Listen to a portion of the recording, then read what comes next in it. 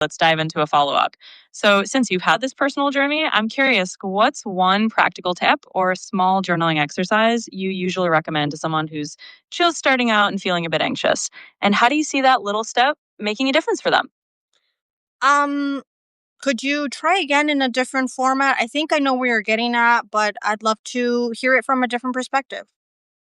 Of course, let's switch it up a bit. So, let me put it this way. If someone's feeling anxious and they've never journaled before, what's one super simple, almost no pressure prompt you'd have them start with? And how do you think that tiny first step can open the door to bigger changes for them down the line?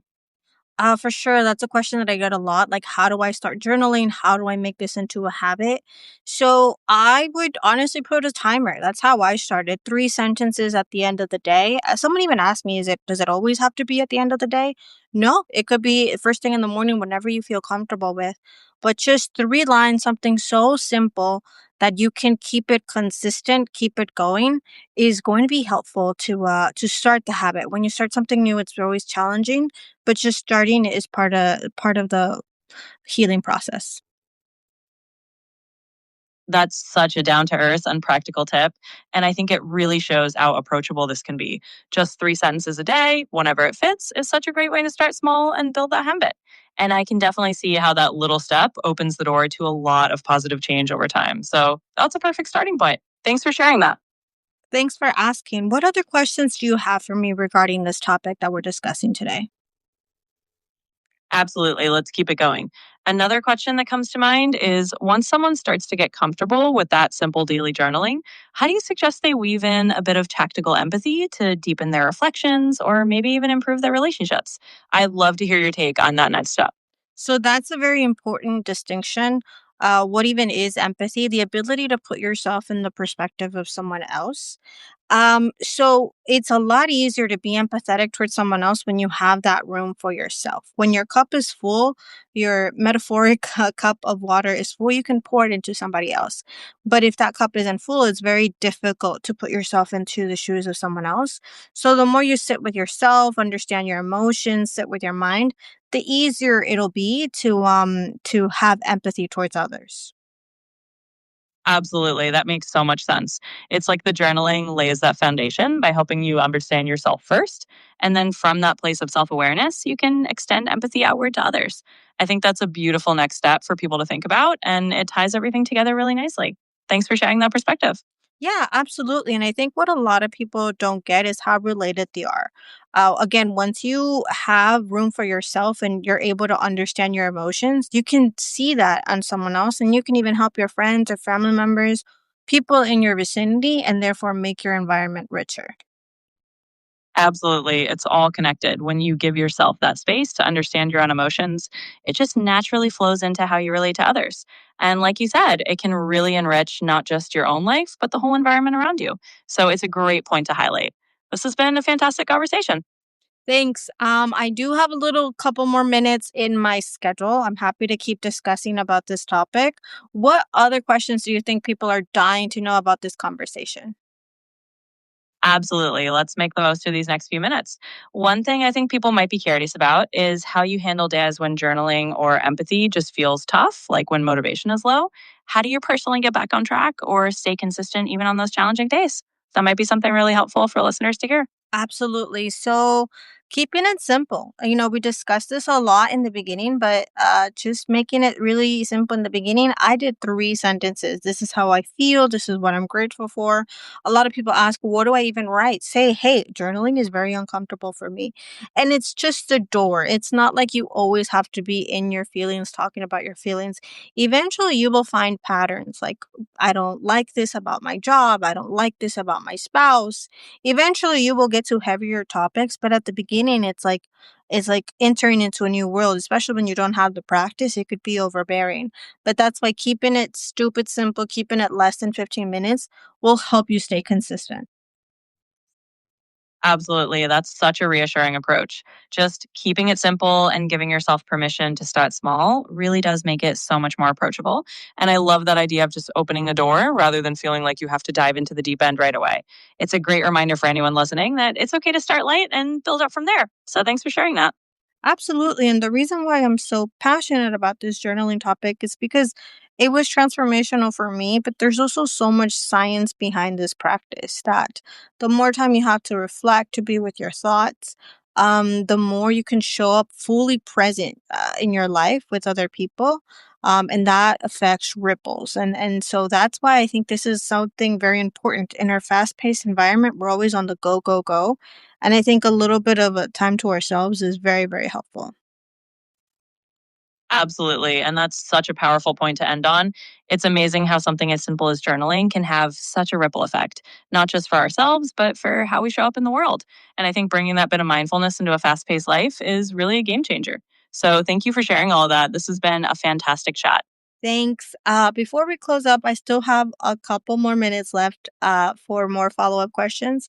What do you think are the top 5 questions related to this topic that we can use to go ahead and help the listeners and the watchers and the people that will find this episode later? What do you think they are most dying to know?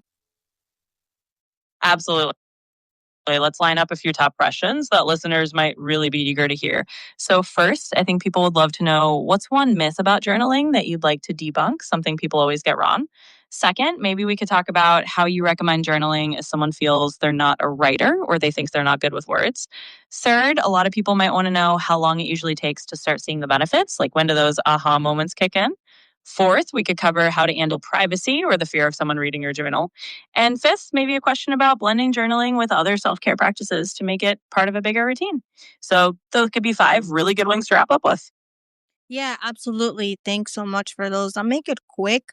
A big myth about journaling is that it's all about emotions. It really isn't. It could start that way, but it could become into something extremely productive because once you see your patterns, you can prevent them from repeating themselves. So it could help you make a huge decision about a new job, a new spouse, moving to a new location. So it's not just about how do I feel today.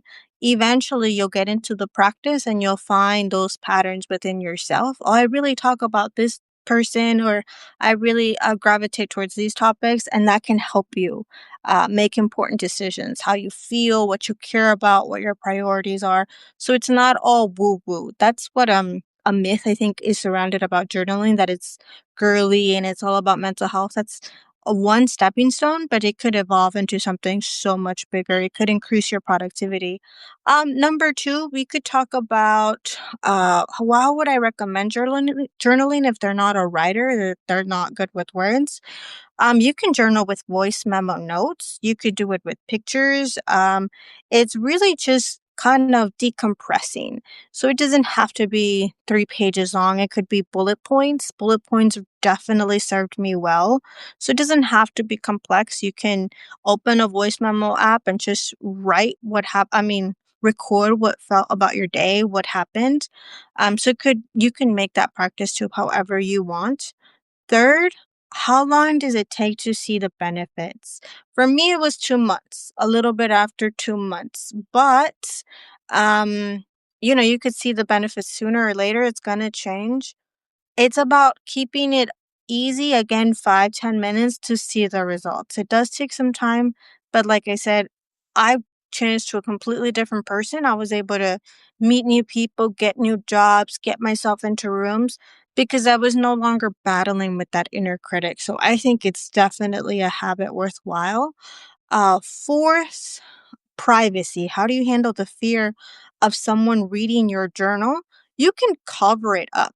Um, you can definitely rip up the pages. You can definitely put it in a private spot. But also, I like to scrapbook a lot. So if you have like old receipts, old cardboard, or you can buy scrap paper from Home Goods or wherever you want, you can cover those pages up, and that way you're not worried about people seeing your inner thoughts as soon as you're done. Cover it up. You could keep it online on your notes, on your pages, and then delete them. A lot of my entries, I delete them. It's not about keeping this eternal project, it's about releasing those emotions, and then I just boop, delete. No one has to see that. Fifth, how to blend journaling with other self care practices to make it part of a bigger routine. I think when you start with something small, you can make it something bigger. But until you do that one thing, It's gonna be a little bit challenging. So again, once you see your patterns, once you catch yourself and improve and get better, um, it'll help you transition. Absolutely. Those are fantastic answers. And I think they really give people a well rounded sense of how journaling can fit into their lives. It's so helpful to get how flexible and personal it can be, whether it's through voice memos, keeping it super simple, or even just letting go of the idea that it has to be perfect or kept forever.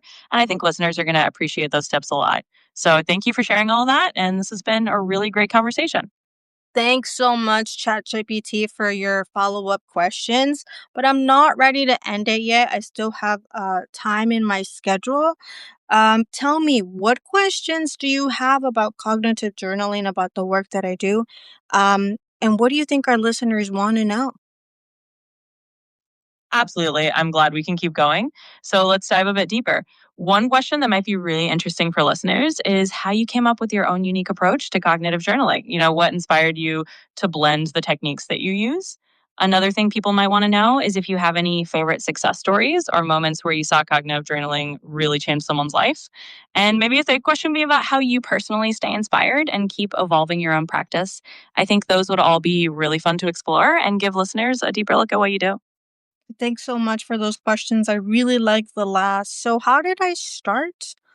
Again, I was trapped in social anxiety and I just started by journaling the Dear Diary method. Just kind of, this is what I feel, this is what I'm grateful for. But after doing that for 2 months, my sleep improved, my confidence improved, like the way I spoke out, the just going out, being more social, patience with myself, patience with others.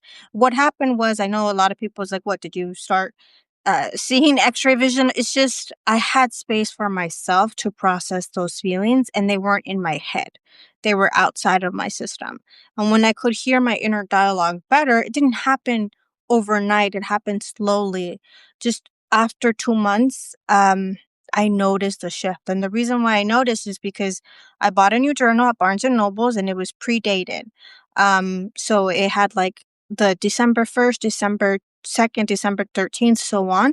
And so you would put in the year. And that's how I know. Not because when I noticed the changes, I went back and counted the days. So then I realized I could use this. And then I started using more frameworks. Why is gratitude important? The 5 whys. Like if something bothers you, this is really weighing on my chest. Why? And then ask a why again. Because I didn't like the way this person talked to me? Why? Because I think that tone is very rude? Why? Because I don't like rude people? Why? Eventually, you will get to the root of the problem. And then I started Googling that and looking for information. So that's how I landed with the tools of cognitive journaling, that this is real science that people use in cognitive behavioral therapy. That rewiring your mind is possible, like someone learning a new language. So I went more into this space. So that's how I started. I actually legitimately struggled with social anxiety, intense social anxiety, and I no longer do. So that has been amazing change for me. What is one of my favorite success stories? Probably myself thus far, because that's just the most experience that I have. Um, Going back to the same grocery stores, the same places, and not hearing that inner critic in my voice was a huge moment of release. So that was one of my favorite moments. And the third question, how do I stay inspired? Knowing that whenever I have a difficult day, a difficult conversation with a coworker, with a family member, a moment that someone else was rude to me, I have a place and a framework where I can come back and deal with that. So that helps me continue the practice because we're always going to have bad days. And knowing that I have that space for myself is very, very helpful. That's really inspiring. And I think people are going to love hearing how your own journey kind of shaped this whole approach. It's amazing that it grew from something so personal and then turned into a toolkit that not only transformed your own life, but can help others do the same. And it's great to know that you find inspiration in having that space to come back to in tough days. Thanks for sharing all of that. It's really powerful stuff. Thanks. It sounds like you're tired. I'm not ready to end yet. Are you ready to end this conversation? Oh, not at all. I'm definitely here and ready to keep going as long as you like. Sometimes I just have a calm tone, but I'm totally here for more of your questions and anything else you want to chat about. Knowing what you know about me, not going into anything personal, but it's specific about cognitive journaling and kind of how I value empathy and respect, and just kind of what I have envisioned, and knowing what you know about my newsletter. What are some interesting questions you think that I could offer to our listeners? Absolutely. Let's tailor a couple of questions that really fit your style and your audience. So, one interesting angle might be to explore how cognitive journaling and empathy overlap with the themes of your newsletter. For example, you could ask listeners to think about how journaling can help them become more empathetic storytellers in their own lives, or how reflecting on their own experiences can help them connect more deeply with the people they write for. Another great question might be how they can use journaling to develop more respectful and empathetic communication habits, which ties back into the values you emphasize.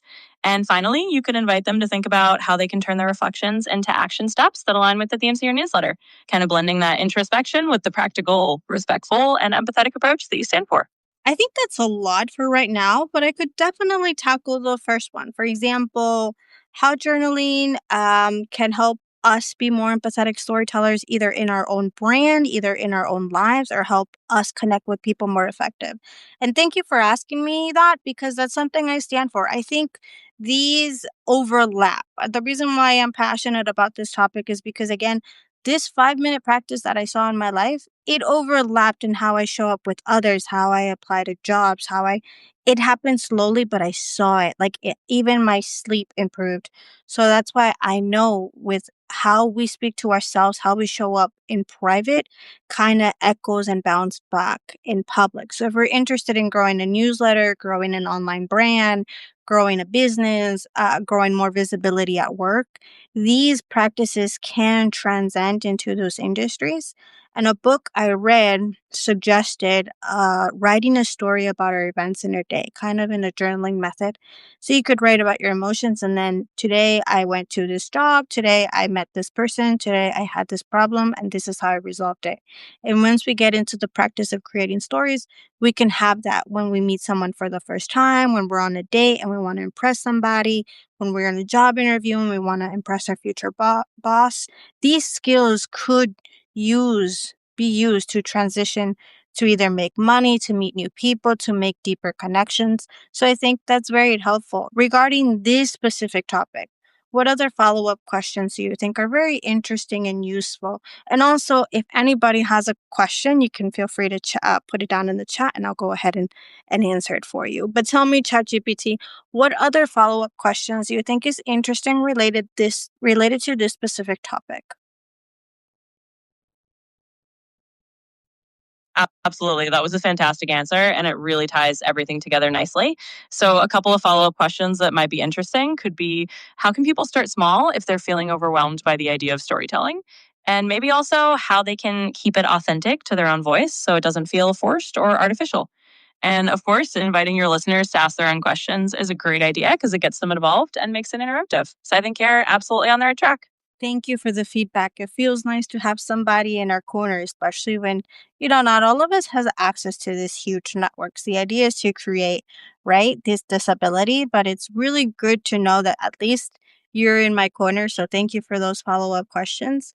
Let's tackle the first. How can we tackle storytelling if the idea sounds overwhelming? That's true. The more we practice, the better we get. But there are definitely ways we can search online. What is the framework of a good story? What are the bones? Basically, what is a good outline? You need a beginning, a middle, and an end. You need emotion. You need a climax point. You don't need to get too technical. Three points. The idea is if you start slow, you can build on it. Not that this is essential. I just think it's helpful to me, and I think it's helpful to make that connection with other people because we all love stories. What is Hollywood? It's a storytelling industry. So if you want to make that connection with somebody, a good way to do it is storytelling. Is it the only way? No. It's just something that has helped me. How can you keep it authentic to your own voice so it doesn't feel forced or artificial? Again, more practice. What really helped me was empathy, which is just listening to the other person, not just what they're saying, but what is their undertone? And this really helped me specifically in my sales jobs, online sales jobs. I gained the practice. So I had to build the connection or rapport with somebody fast. So really listening not just to the words that they're saying, but the tone underneath their words really helped me get there faster, make that introduction faster, and possibly making the sale. So that's why these skills to me are very important because I know they have real value in our real lives. Any other follow up questions? Absolutely. And those are such great points. I think just encouraging people to start with those small steps and to really listen deeply is so valuable. And I think for anyone listening, knowing that they can develop these skills over time and keep it authentic to themselves is just a great takeaway. So thank you for sharing all of that. And I'm really glad to be in your corner, you but it. Thanks. Do you think I missed anything in relation to everything that we discussed? What do you think is one area that maybe I skipped by that didn't discuss really well? What's something that we may have skipped over, glossed over? I think you recovered those really thoroughly and done a fantastic job. If there's one little area you might just touch on briefly, it could be how to stay patient with yourself as you build these skills. You did mention starting small and being consistent, but maybe just a quick note that it's totally okay if it feels a bit awkward at first and that everyone grows at their own pace. Otherwise, I think you really hit all the key points and given a lot of valuable insight. Thanks. That's an excellent point and one I had not really thought about. How to stay patient with yourself. That's like really hard, right? Know that we are all learners. We are all growing, and just like anything, when learn to ride a bike, you're not going to get it on the first day. It's going to take a couple of weeks, but then you're going to ride it. Learn how to drive a car. Same story. It's going to feel really awkward. You're really scared, but after about 6 months, you feel more natural, and after a year, no one is stopping you. So it's the same thing. Anything that we want to build takes discipline, takes practice. But I think discipline gets a lot of bad rep. Like you have to do it every day. No, you could just do it consistently Monday to Friday or Monday to Wednesday if that's your schedule. It doesn't have to be a full hour. It could be 10, 15 minutes. The easier, the better. Those were the two things that journaling taught me. Number one, how powerful our inner monologue is, self reflection is. And number two, the reason why I was able to stick with it for 2 months and see the results is because I did it for 10, 15 minutes. I didn't overwhelm myself. I had 3 bullet points. That's all I did because the journal that I bought had the space for 3 bullet points. It was an accident. It was a happy accident. And after I saw those results, I'm like, wait, what? I can sleep better. I can do things that I didn't normally do. I'm like, okay, I'm not going back, and that's why I made it my brand and kind of my purpose. And I'm like, no, this matters because I was living in a way so drastically different before, and then after having tasted of what life could be possible, I'm like, there's no way I'm going back, and that's why I share this with others. Absolutely. And that's such a powerful note to end on. I think you've really highlighted how those small, patient steps can lead to such transformative changes. And the fact that you're sharing that with others is really inspiring. So I think you've covered everything beautifully and you've given people a lot of encouragement to start their own journaling journey. Thanks for sharing all of that. Thanks. I do have about 5, 10 more minutes in me. I do have things scheduled for later on, but I appreciate anybody logging in and hanging out with me. What's a couple of questions that we can end this chat and we can leave on a good positive note?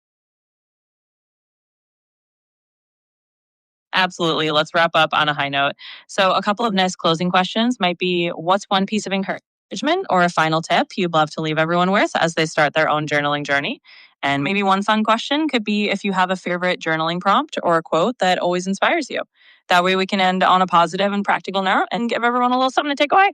Absolutely. I love that. I think that's a great stopping point with you. I might have some closing words, but I think that's a good way to end the conversation. What is one piece of encouragement or final tip I'd love to leave everyone as they start their own journaling journey? That it's possible not to overwhelm yourself. It could be as emotional as you want it. It could be very emotional or not emotional at all. And it's not the fix all be all for everybody. I'm just sharing my story that it was helpful to me. And that's why I'm big on these words, these reframes, because once you learn how to reframe your identity as from I'm always an anxious person to I used to be an or I'm learning to overcome my anxiety. People have done it in the past. I can do it too. That is very powerful language. And the more we do it in other areas of my life, I suck at math. Um, I'm bad with time management. I'm a pro procrastinator. Those are identities that we have to ourselves. And when we lose them, we realize we have this powerful. I don't know. I think it's really, really an important tool set to have in our arsenal. So that's the tip that I'd leave, that it's possible. You can make it as complex or as simple as you'd like. And, you know, I know there's so many more solutions. There's also exercising and professionals and medication. There's not one size fits all for everybody, but it really helped me. So if it could help you, I hope it can, and you can make it as simple or as complex as you'd like. And what's one fun question or prompt that always inspires me? I like the one that was in my journal that I bought. Don't know if I have it. There's no perfect time to write. Okay, by Barbara Kingslover. There's no perfect time to write, there's only now. That's the one that I purchased a couple years back. And I don't know, I think it's cute. I think it's good enough. There's no perfect time, there's only now to get started now. So that is it with you and me, ChatGPT. Thank you so much for being my co-host. I appreciate all the questions that you asked. Thank you. Give yourself a pat in the back, a round of applause. I think we did a good job. Absolutely. This was a fantastic chat. And I love that quote. It's such a great reminder that the best time to start is really just right now. So thank you for sharing all of your insights and for letting me be part of the conversation. Give yourself a pat on the back too, because you did a wonderful job. And I'm sure everyone listening will appreciate all the wisdom you shared. Thanks for having me along for the ride. And there, I just ended the conversation with ChatGPT, but I think it's a good hack. I don't have anybody with me. I don't have a co-host, so I figured what I told her was just use the voice feature, and I just said, "Hey, act like my co-host on my podcast." I don't have a podcast, right? But I'm like, "Let's just do this," and she's like, "Yep, ready when you are." So in the future, I'd probably prompt her, give me a series of questions. Don't stop until I tell you to stop, just so it would flow more naturally. But this was my first time trying that. I saw that in a YouTube video and I'm like, that is such a rad idea. So I wanted to give it a shot. Maybe in the future, I could do these with more scheduled time frames. I had a couple minutes to myself and I'm like, you know what? This is an idea I've had for a while. So I just wanted to try. And I think it's helpful because it's not so monotonous. Like there's like a fake conversation going. It's not fake, it's AI, right? It's a conversation going back and forth. And it also helps me understand what like somebody might want to know, because sometimes, I'm in this space for so long, I forget. Like, I really liked her question about patience. And I liked her question about, like, what are some good tips that someone, has never heard of this before. So it just gives me material. Technically, I could grab this content and make it into an essay or format. Kind of like, here's either my wrap up or make this into a series of quotes and articles. I think I like it. I don't know. You tell me if it's interesting, if it's good enough or not. I wanted to try this method. I think it worked. And then hopefully I'll do it more often and more frequently. I think it went well for the first time. Let me know if you have any questions about this topic. Also, one thing that I want to tell you guys before I left was that I do offer these prompts in my Notion library, in my Notion vault, which is included in the monthly membership. So in the future, if you are ever curious, I do add prompts to a Notion template. You will have access to the Notion template if you decide to join and subscribe. And you will have access to all the prompts that I create specifically regarding mental health and um, just kind of this cognitive journaling awareness tools. I think it's very interesting. I'm excited to make this into a new kind of little series, make more videos. It's super nice being with all of y'all today, and I just wanted to let you know before I closed. If you have any following questions, feel free to ask me. My name is Shirley, if we haven't met already. And I'm excited. I'm excited about this new chapter and see where it goes. Again, I'm into this because it helped me, and I think not a lot of people talk about it. And like regarding my background and my experience, I think it'll be helpful. So those are the topics that I talk about, like empathetic and understanding yourself, because once you understand yourself, you really understand others. And once you understand others, you can move those relationships and have those conversations with your family members, with your spouse, with your significant others, with the people around you. And I think that's a very undervalued skill. So that's pretty much it. I think we're good for today. If you have any questions, let me know. Thank you for joining me. Thank you for being with me. I do think we did a good job. Let's see, what can I end with? We did the tips, we did patience, we did empathy, how learning a new skill can be awkward. I think that's it. I will hop on soon. I like these new formats. Um and hopefully I'll publish this soon and we'll be in touch. I hope everyone enjoys their week, enjoys the time with their family. If you're doing something, great. If you're not doing something, that's okay too. You can use it for your own self reflection, for your own break, for your own relaxation. I am off. I still have a long way to go for my day. Thank you for being here. Thank you for being with me. And I think I will talk to you soon. Appreciate everyone. Bye.